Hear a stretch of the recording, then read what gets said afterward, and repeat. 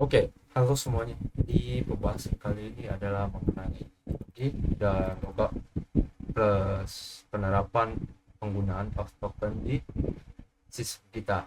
Jadi yang pertama bisa dilihat di sini udah aku nambahin dua path baru. Yang pertama login itu pakai metode patch. Kenapa? Karena kita bakal nge-update credential yang ada ketika login. Let's say dia login tapi tokennya expired, maka perlu diupdate. Lalu yang kedua itu adalah delete untuk logout, jelas karena kita akan menghapus token yang kita save. Oke, jadi untuk tokennya sendiri sebenarnya cuma butuh dua, yaitu user ID dan token. Akan tetapi nanti di DB-nya bakal kebuat jadi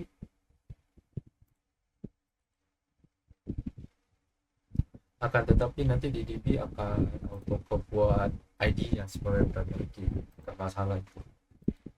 Oke, untuk user ID-nya sendiri akan kita reference ke model user dan ngambil ID. Jadi kan di sini ID user, ID yang di user sebagai primary key yang bisa dipakai menjadi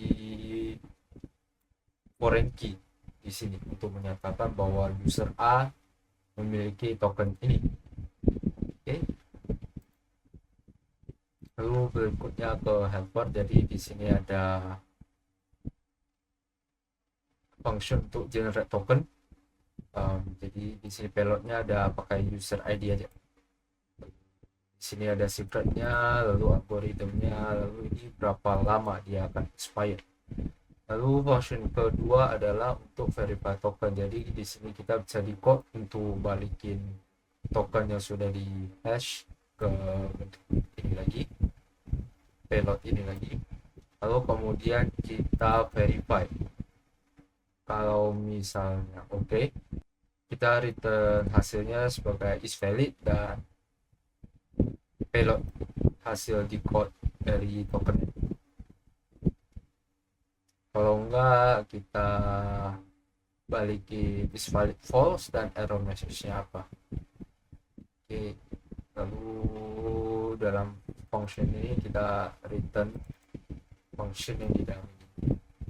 Jadi ini cuma local aja functionnya untuk di dalam verify token. Berikutnya itu di auth controller. Untuk login sih lumayan simple. Um, jadi seperti biasa harus sanitize dulu. Kalau misalnya memang ada email dan password yang kita return 400 saja. Simple fields. Lalu di sini ada pencarian is user token available. Jadi ini pakai raw query aja langsung, lebih nyaman.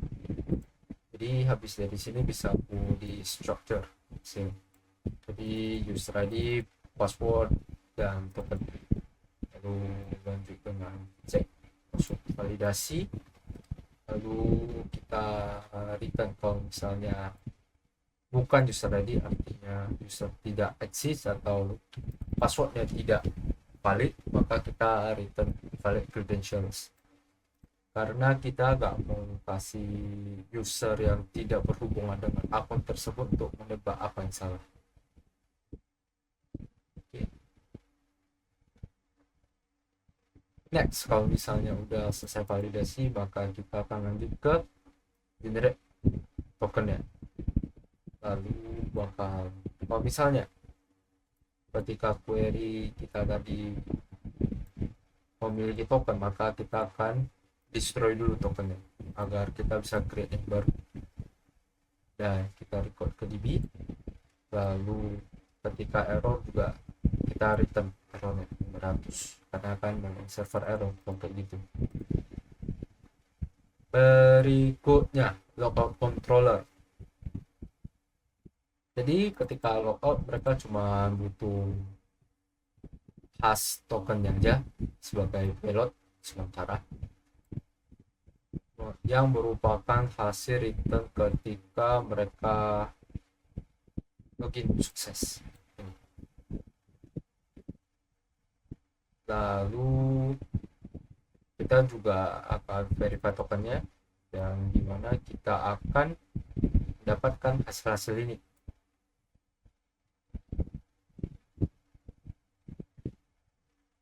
Karena di sini kita balikin juga is valid ya payloadnya, kita bisa cek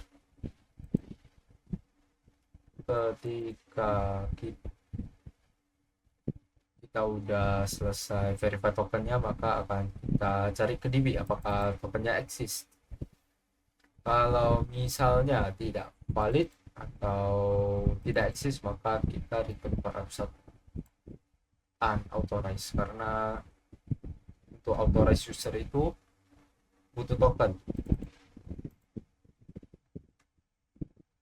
Lalu berikutnya ketika user ID yang ada di DB tidak sama dengan hasil decode dari token, maka kita juga return 401 unauthorized. Lalu di sini juga ada IAT, kita issue at itu lebih besar atau sama dengan expiry, maka kita destroy tokennya, destroy record di DB, lalu kita set as expired. Dan terakhir ketika semua kondisi udah oke, ketika semua kondisi error sudah kita tangani di atas, maka tersisa kasus di mana token itu valid, maka kita harus destroy dulu tokennya, lalu return logout successfully dan code-nya 200.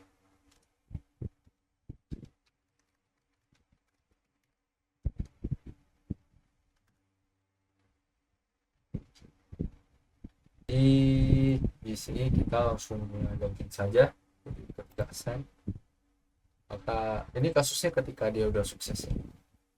Ini tokennya bisa kita untuk langsung ketika logout, let's say ini kan beda nih tokennya beda nih, ini yang benar. Kalau misalnya kita return dengan ini,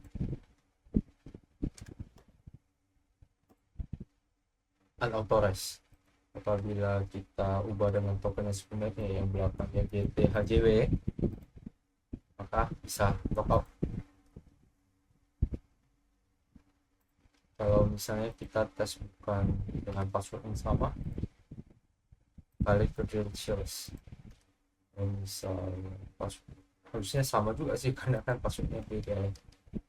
Oke, passwordnya kita balikin. Ini ada 500 error.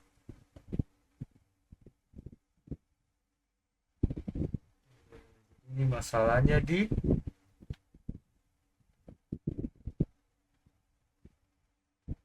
nggak bisa di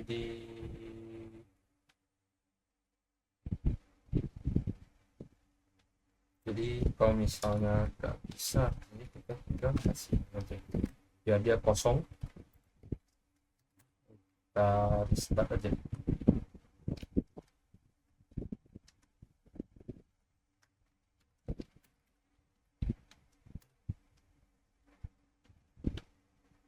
Ini seharusnya juga error sih ketika kita kirim, emailnya sudah ada tetap 500.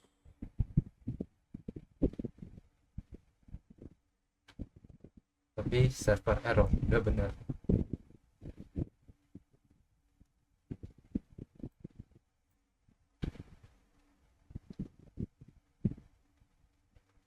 Itu ini udah gak ada masalah sih.